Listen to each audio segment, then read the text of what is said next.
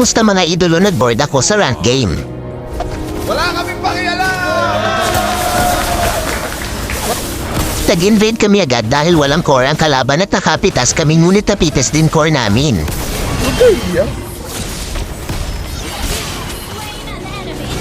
At dahil mainit ang laban, palag kong palag ang mga kalaban kaya easy makapitas, hahaha. Nakita ko si Mia na low HP kaya nabigyan ko rin siya, hahaha. Teleport mo. Tinubukan mag-def ni Mia pero dahil low HP napitas ko na naman. Nakasalubong ko si Gatot at digil sa akin kaya tumalon sa bakod, ngunit buti nandun si Bruno at napitas ko pa din sabay TP pa uwi, hahaha.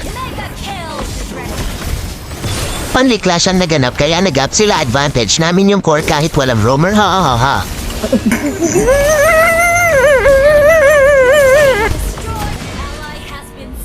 At ang huling clash namin dahil nakapag-lord kami at marami nang nakill kaya easy na lang napitas ang mga kalaban.